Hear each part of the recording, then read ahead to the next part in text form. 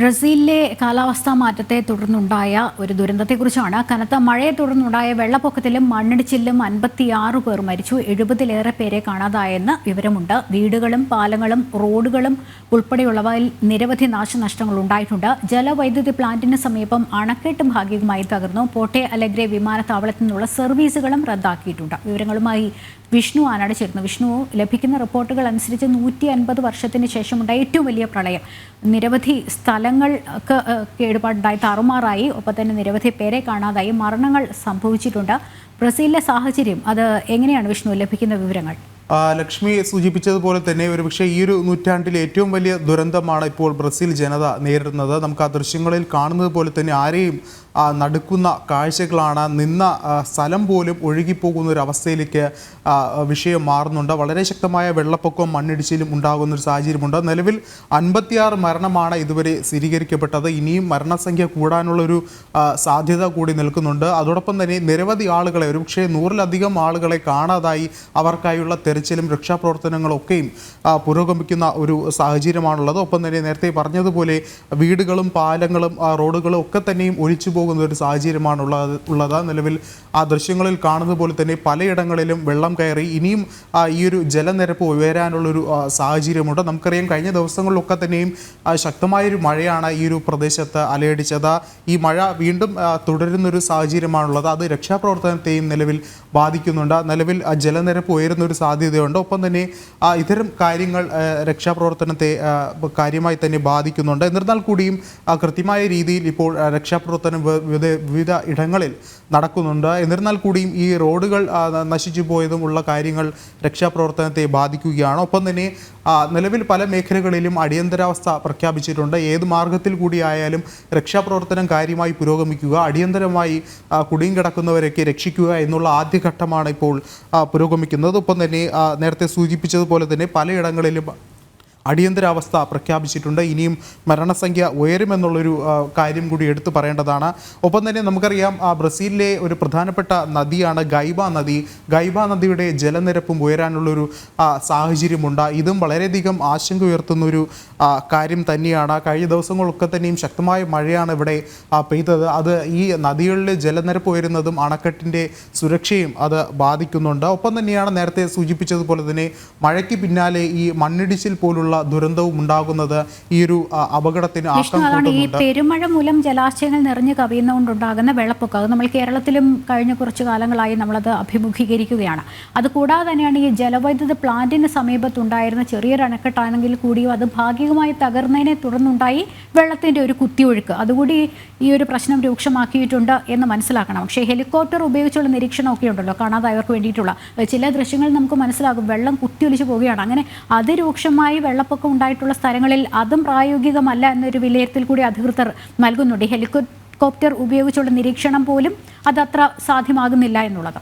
ലക്ഷ്മി സൂചിപ്പിച്ചതുപോലെ തന്നെ നിരവധി കാര്യങ്ങൾ ഈ ഒരു രക്ഷാപ്രവർത്തനത്തെ പ്രതികൂലമായി ബാധിക്കുന്നുണ്ട്. അതിലേറെ പ്രധാനപ്പെട്ട കാര്യം എന്ന് പറയുന്നത് ഇപ്പോഴും ഈ ഒരു മേഖലയിൽ മഴ നിർത്താതെ പെയ്യുന്നൊരു സാഹചര്യമാണ്. ഈ ഒരു സാഹചര്യത്തിലാണ് ഹെലികോപ്റ്റർ മുഖേനയുള്ള രക്ഷാപ്രവർത്തനവും മന്ദഗതിയിൽ നടക്കുന്നത്. നേരത്തെ സൂചിപ്പിച്ചതുപോലെ തന്നെ അണക്കെട്ടുകളുടെ സുരക്ഷയും മറ്റൊരു പ്രതിസന്ധിയാക്കുന്ന ഒരു കാര്യം തന്നെയാണ് ഈ നദികളുടെ വൃഷ്ടിപ്രദേശത്തുള്ള മഴ തുടരുന്നതും ഈ ജലനിരപ്പ് ഉയരുന്നതും ഒക്കെ തന്നെ അണക്കെട്ടിനെയും സുരക്ഷയ്ക്ക് വളരെയധികം പ്രതികൂലമായി ബാധിക്കുന്നൊരു കാര്യം. നമുക്കറിയാം, ഈ ഒരു സംഭവത്തിന് പിന്നിൽ എൽനീനോ പ്രതിഭാസം ആണ് എടുത്തു പറയേണ്ടത്. നമുക്കറിയാം, ഇത്തരത്തിൽ സമുദ്രത്തിലെ ജല ഉപരിതലത്തിൽ ഉണ്ടാകുന്നൊരു ചൂടാണ് ഈ ഒരു മഴ ഇങ്ങനെ ഇത്രയും തുടർച്ചയായി പെയ്യാനുള്ളൊരു കാരണമായി പറയപ്പെടുന്നത്. അതുതന്നെയാണ് ഈ ഒരു മഴ ഇങ്ങനെ തുടർന്നു പോകുന്നതും അത് കൂടുതൽ വെള്ളപ്പൊക്കത്തിലേക്കൊക്കെ നയിക്കുന്ന ഒരു പ്രധാനപ്പെട്ട കാര്യം. അതുതന്നെയാണ് ഈ മണ്ണിടിച്ചിലിനൊക്കെ തന്നെയും കാരണമാകുന്നത്.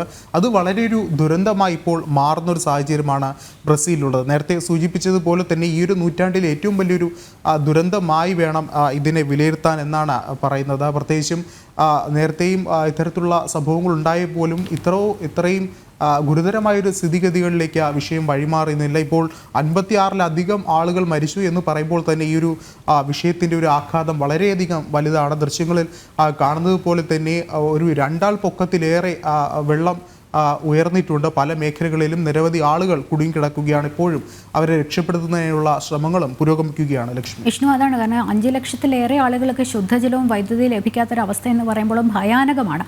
അത് വിഷ്ണു സൂചിപ്പിച്ചതുപോലെ ഈ ചൂടും ഈർപ്പവും ഒക്കെ നിറഞ്ഞ അന്തരീക്ഷം, അതിനൊപ്പം കാറ്റ്, എൽനിനോ പ്രതിഭാസത്തിന് ആക്കം കൂട്ടിയത് അതൊക്കെ ആയിരിക്കും. കാലാവസ്ഥാ വിദഗ്ധർ അങ്ങനെയാണ് പറയുന്നത്. അങ്ങനെയാണെങ്കിൽ നമ്മുടെ കേരളത്തിലും ഇപ്പോൾ അനുഭവപ്പെടുന്ന കടുത്ത ചൂട്, അതിനുശേഷം ഒരു പെരുമഴക്കാലമായിരിക്കും വരാനിരിക്കുന്നത് എന്നുള്ള മുന്നറിയിപ്പുകൾ, അതുകൂടിയൊക്കെ ഈ കാലാവസ്ഥ വ്യതിയാനം അങ്ങേയറ്റത്തും ഇങ്ങേയറ്റത്തും ഒക്കെ നിൽക്കുന്ന ഒരു അവസ്ഥയുണ്ടല്ലോ, വലിയ ആശങ്ക കൂട്ടുന്നത് ഇങ്ങനെയാണ് ലോകമെമ്പാടും. ലക്ഷ്മി സൂചിപ്പിച്ചതുപോലെ തന്നെ എൽനിനോ പ്രതിഭാസത്തിൻ്റെ ഒരു അലയൊലികൾ തന്നെയാണ് ഈ ഒരു സംഭവത്തിനൊക്കെ തന്നെയും കാരണമാകുന്നത്. നേരത്തെ സൂചിപ്പിച്ചതുപോലെ ഈ തെക്കേ അമേരിക്കയിൽ ഇത്രത്തോളം ഈ ഒരു കാലാവസ്ഥയുടെ വ്യതിയാനം എന്ന് പറയുന്നത് എൽനിനോ പ്രതിഭാസത്തിൻ്റെ ഒരു സാഹചര്യം കൊണ്ടാണ്. അതിൻ്റെ ഒരു പ്രധാനപ്പെട്ട കാര്യമെന്ന് പറയുന്നത് ഒരു മേഖലയിൽ വരൾച്ചയും ഒരു മേഖലയിൽ കനത്ത മഴയും. ഇതാണ് അതിൻ്റെ ഒരു പ്രതിഭാസത്തിൻ്റെ ഏറ്റവും വലിയ പ്രത്യേകത എന്ന് എടുത്തു പറയേണ്ടിയിരിക്കുന്നു.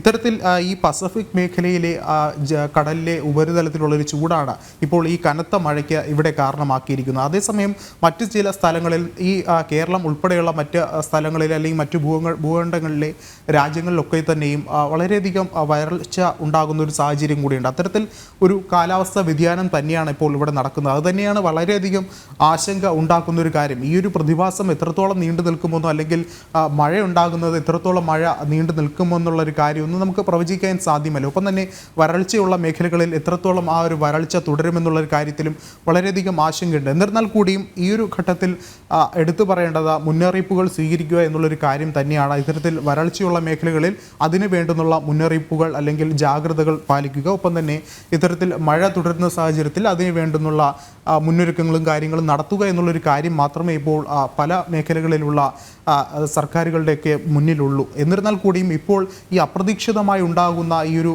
കാലാവസ്ഥാ വ്യതിയാനം മൂലം ഉണ്ടാകുന്ന ഈ ഇത്തരം ദുരന്തങ്ങളാണ് ഏറ്റവും കൂടുതൽ ആശങ്കപ്പെടുത്തുന്ന സാഹചര്യം. ഇപ്പോൾ ഈ ബ്രസീലിൽ തന്നെ മരണം 60ലേക്ക് കടക്കുന്നു. ഇനിയും മരണസംഖ്യ ഉയരാനുള്ളൊരു സാധ്യത എന്ന് പറയുമ്പോൾ വളരെയധികം ആശങ്കയോട് തന്നെയാണ് മറ്റ് രാജ്യങ്ങളും നോക്കിക്കാണുന്നത്. ലക്ഷ്മി, യെസ് ബ്രസീലിലെ കനത്ത മഴയെ തുടർന്നുണ്ടായ വെള്ളപ്പൊക്കത്തിലും മണ്ണിടിച്ചിലും 56 പേർ മരിച്ചു, 70-ലേറെ പേരെ കാണാതായി. വീടുകളും പാലങ്ങളും റോഡുകളും ഒക്കെ തകർന്നു. നിരവധി നാശനഷ്ടങ്ങളുണ്ടായി. പ്രളയം ദേശീയ ദുരന്തമായി, പൊതു ദുരന്തമായി പ്രഖ്യാപിച്ചിരിക്കുകയാണ് ബ്രസീലിയൻ സർക്കാർ. വിഷ്ണുവാണ് വിവരങ്ങൾ നൽകിയത്.